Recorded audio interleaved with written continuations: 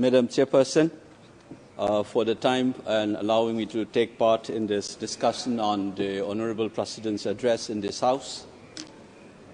I was expecting the President's speech to mention something on Manipur, very honestly speaking, because I thought that the government will outline through her speech on the steps being taken by the Government of India to deal with the issues and this tragedy that we have been witnessing in my home state. But call it arrogance or a reflection of a peculiar form of Rashtra Chetna followed by the ruling party, they have chosen to remain silent and in an effort to make the crisis invisible to the rest of the country as well as the globe. So I expect Madam Chairpersons to give me a little more time than the usual so that I can register the pain and anguish of the people of my state in particular and those fellow countrymen who are worried about the happenings in my home state. It's my sincere appeal to you. Please do give me some extra time. In our President's speech, it says that the government is trying to take along all these people, an inclusive and all-encompassing approach based on the principle enshrined in the Constitution. But the fact of the matter is, this government and their ideological moorings clearly does not believe in inclusive politics. I say this for one reason, not only for what has happened vis-à-vis with the Manipur crisis and the manner in which the Government of India have responded, but also generally the manner in which they have tinkered the constitutional principles and the manner in which they have imagined this nation to be.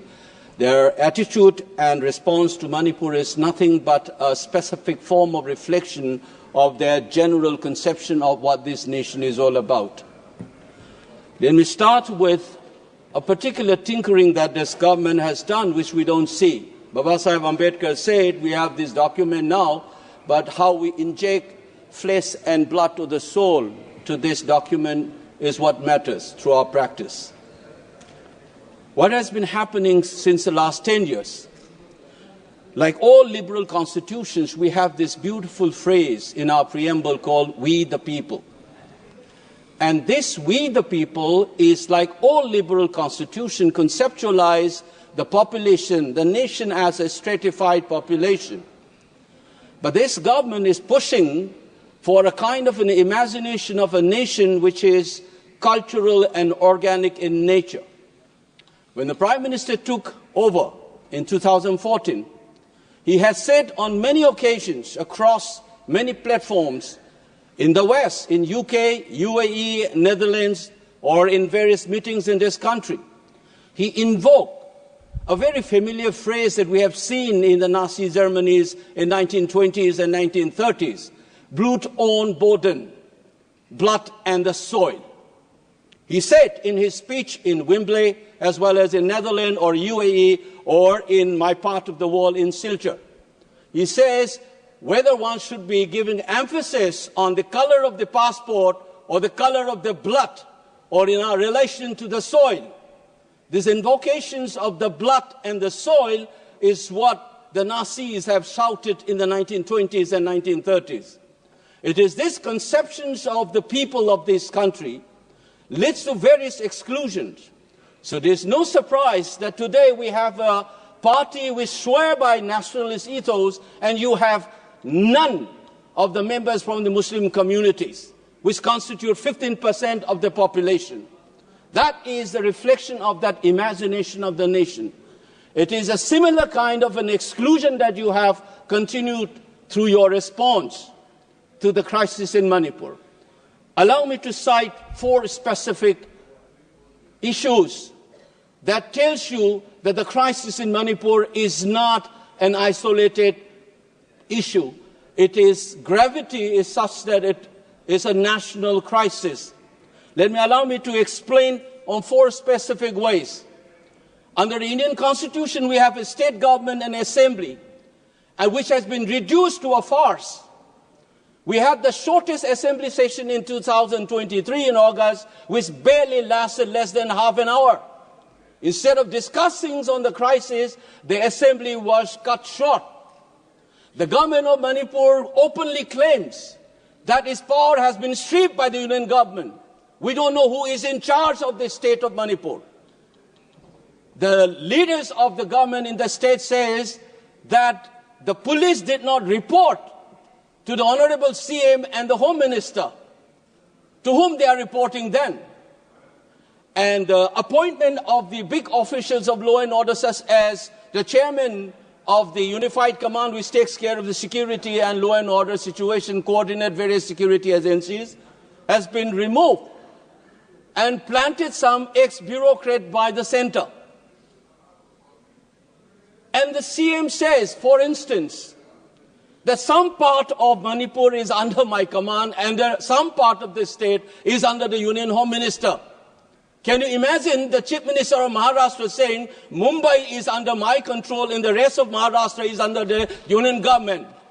That is an illegal subversion of the constitutional mechanism and democracy in this country in the 75 years of our experience.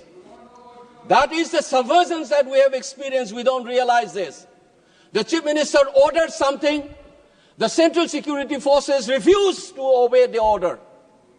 And there are images where the Central Armed Forces stopped the Manipur police from responding to armed attacks on innocent villagers. This complete chaos is what we witness in the 75th year of the constitutions, on which we have given lectures and bhashans in this house as well. It is a reality that is happening in Manipur. But who cares? You have sent in 60,000 plus troops. And under whose command those are working? If Article 355 or 365 has been invoked, where is the written document? There's nothing of that kind. So it is an extra-constitutional subversion of the constitution of the country in a state called Manipur. Indian state has become nothing but in the state of Manipur. Madam Chairperson, have you ever seen elected members being beaten up publicly in this country, and the country thinks that constitutional order is in order in Manipur? The dignity of the elected members, the authority of the assembly, everything has been subverted by this union government in collusion with their satraps who are running the show on their behalf in Imphal. Please keep in mind this is a complete subversion of a constitutional order on the 75th year of constitution. For Manipur, incidentally, this is not the first time. When the constitution was adopted 75 years ago, we had an assembly of our own and a constitutional monarchy, which was bulldozed on the 15th of October 1949. That insult should have been bygone be the bygone, and we should be looking forward. But this manner in which the crisis has been handled, and contemptuous manner in which this has not been talked about, even in our Honorable President's speech, is making you to remember that humiliation once more as we are trying to look forward. This is the most saddening and unfortunate part as we celebrate the Constitution's 75th year. Second example, when Baba Sahib Ambedkar was asked, which article in this Constitution you think is the most important one? He points out Article 32 and said this is the soul and the heart of the Constitution. In Manipur, you have a man. Please, madam, I have seen people getting more time. Please allow me to finish at least. Give me 2-3 more minutes. Article 32, habeas corpus, is one of the legal rights that the citizens have. But in the most secure place in Manipur called the Red Seal Divisions, the 57 Mountain Division, an army garrison, a civilian by the name Kamal Babu, Laishram Kamal Babu, disappeared without a trace. Since November, the defense minister kept quiet, the army chief kept quiet, How secure is the people of Manipur even when you are not secure in the military garrisons? The biggest army headquarters in the state of Manipur, the 57 Mountain Division. Who will answer this? I'm elected by my people and I'm supposed to voice in this house as a part of a democratic culture, as a part of a constitutional scheme of things. Now, how do I speak? People have been killed, children, women have been assaulted. But we have seen hostage taking. Women and children were not only being taken hostage, they were killed in cold-blooded in the most gruesome manner. In Jiribam, including an 8-month-old infant. It's a post-mortem report. It's a chilling reminder. There have been people killed in gruesome manners throughout this 21-month-old crisis. But never has this kind of a hostage taking and killing has happened. Now look at this. I am, as an MP, cannot go to some part of Manipur. Where is Article 90 free movement? People are not able to go. The Chief Minister himself cannot go to certain places. Some MLAs belonging to tribal groups cannot come and attend the assemblies. And we think Article 19 is working in the state of Manipur, and we are celebrating 75th year of the Constitution. Where is Article 19? Madam Chairperson, there are still thousands and thousands of people are linguists in relief camps. Partition is a living reality in the state of Manipur, and we think the constitutional order is intact in the state of Manipur. Third point, very unfortunately, I have been hearing our ministers and leaders saying that Kukis and Meiteis should talk to each other. Have you ever heard when the communal violence happens, Hindus and Muslims should talk to each other? It is the absorbing of the responsibility of the state. First, you should rein in the violence. The authority of the Indian state has been challenged by armed groups. Many of them have been propped up by the Indian security agencies, as many observers have pointed out. Many of these Kuki armed groups under the SU, they have been propped up by Indian security forces, and unfortunately on media you see BJP entering into an understanding with them for them to get help to win elections. Now they are playing havoc. They are running wild. Similarly, in the valley areas, there are armed groups which is reportedly nurtured by political leadership from your party. And this is where you wanted to keep silent. You don't want the rest of the country to know about this. And insist as if, like the Britishers have done, Hindus and Muslim conflict in India is a product of a colonial process. It is not inherent in our country. That's many scholars have written. You do not essentialize this conflict. This is a part of a colonial state process. Unfortunately, while still talking about decolonizations and trying to change a law created by the British, we are talking like the Britishers, saying that this is an essential conflict between the Hindu, just like the Britishers have done, as if the Kukis and the Meiteis have an essentialized conflict. It is a product of a state process. We need to decolonize our mind. Lastly, but not the least, Madam Chairperson, we talk about Viksit Bharat and progress and development. I must inform the House that the highest inflation rate in the country today is the state of Manipur. All the small-scale, medium, micro entrepreneurs have shut down. We're losing investment. People are losing jobs. And the unemployment rate, Manipur is among the top 5 in this country. We talk about the eastern state. Many of the eastern states, including Andaman, is in the list of the top 10 most unemployed people in this country.